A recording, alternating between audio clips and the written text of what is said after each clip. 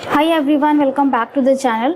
Assessment year 2021 का ITR अगर अभी तक आपका प्रोसेस नहीं हुआ है तो आप इनकम टैक्स पोर्टल पर इसके लिए कंप्लेंट फाइल कर सकते हैं।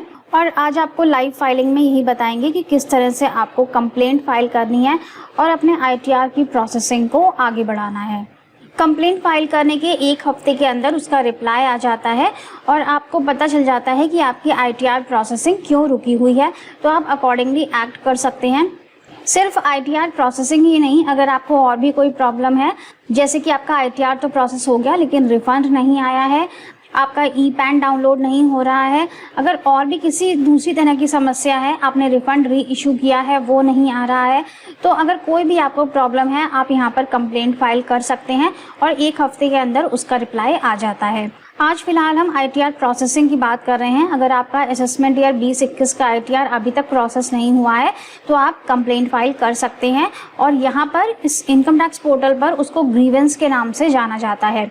अब क्योंकि यहाँ पर हमारा इनकम टैक्स पोर्टल चेंज हो गया है तो यहाँ पर सारी सेटिंग्स भी चेंज हो गई हैं।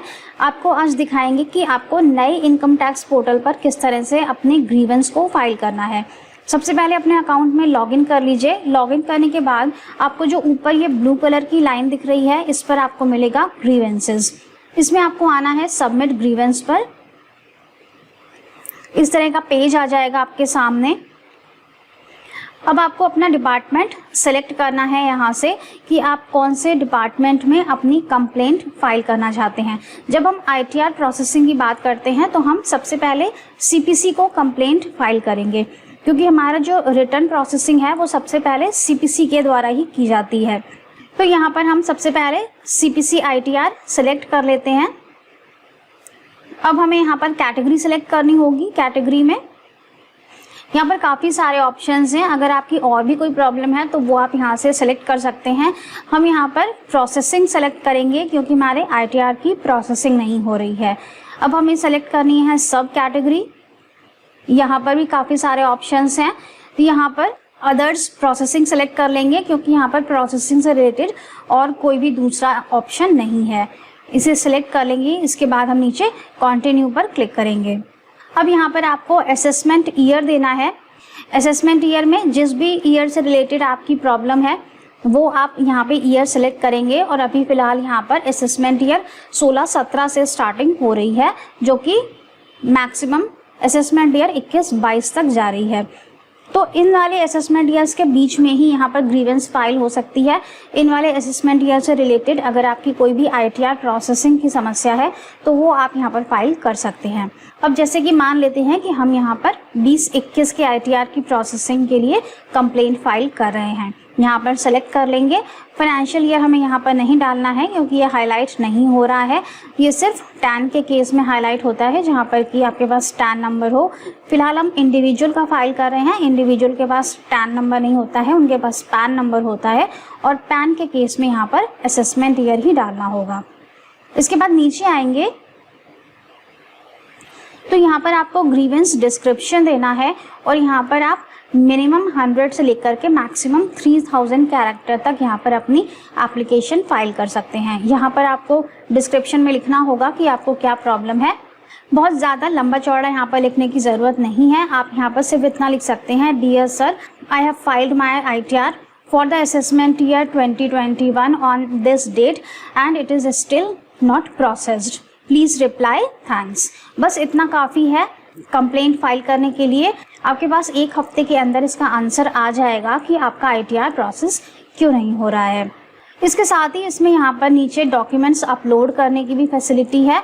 अगर आप कोई डॉक्यूमेंट यहाँ पर अटैच करना चाहते हैं, जैसे कि आपका फॉर्म 16A, चालान कॉपी, कोई ऑर्डर कॉपी, कोई अदर डॉक्यूमेंट अगर आप अपलोड करना चाहते हैं तो वो आप यहाँ अपलोड कर सकते हैं। और इसके लिए साइज़ भी बताया गया है कि आपके अपलोड का जो साइज़ है वो 10 MB से ज़्यादा का नहीं होना चाहिए। अगर ITR प्रोसेसिंग से रिलेटेड आपकी समस्या है तो यहाँ पर कुछ भी अपलोड करने की ज़रूरत नहीं है। सिंपली आपको लिख देना है कि मेरा ITR प्रोसेस नहीं हो रहा है 2021 का, प्लीज़ रिप्लाई। ये जो अटैचमेंट्स यहाँ पर आपको अपलोड करने हैं ये आपकी अदर प्रॉब्लम्स के लिए हैं। अगर आपकी कोई दूसरी प्रॉब्लम है तो उसके लिए आप ये फॉर्म्स अटैच कर सकते हैं, लेकिन ITR प्रोसेसिंग के लिए इनकी ज़रूरत नहीं पड़ेगी। सिर्फ एप्लीकेशन ड्राफ्ट करने से आपका काम बन जाएगा। अपनी एप्लीकेशन यहाँ पर टाइप करने के बाद ये सबमिट ग्रीवेंस का टैब हाईलाइट हो जाएगा और आपको अपनी ग्रीवेंस को सबमिट कर देना है। अब आप चेक कैसे करेंगे 1-2 दिन के बाद कि आपके ग्रीवेंस का क्या रिप्लाई आया है, तो उसके लिए यहाँ पर आपको ऊपर फिर से जाना होगा और यहाँ पर लिखा है व्यू ग्रीवेंस स्टेटस। जब आप यहाँ पर क्लिक करेंगे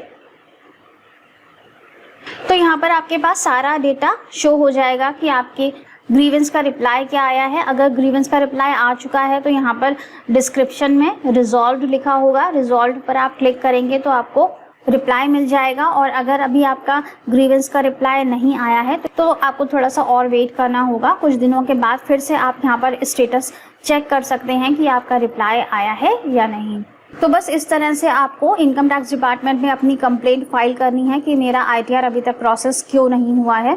अगर आपके ITR में कोई प्रॉब्लम है, ITR की किसी मिस्टेक की वजह से आपका ITR प्रोसेस नहीं हो पा रहा है, तब जनरली जो रिप्लाई आता है वहाँ से वो ये होता है कि your ITR is pending for want of correction और verification by the taxpayer. इसका मतलब होता है कि आपने अपने इनकम टैक्स रिटर्न में कोई ऐसी चीज क्लेम कर रखी है जिसके के लिए डिपार्टमेंट आपसे वेरिफिकेशन मांग रहा है और जो कि एज पर सेक्शन सही नहीं है। उस केस में आपको अपने ITR को रिवाइज करना होगा या फिर रेक्टिफिकेशन फाइल करना होगा और तभी आप अपने ITR को प्रोसेस करवा पाएंगे।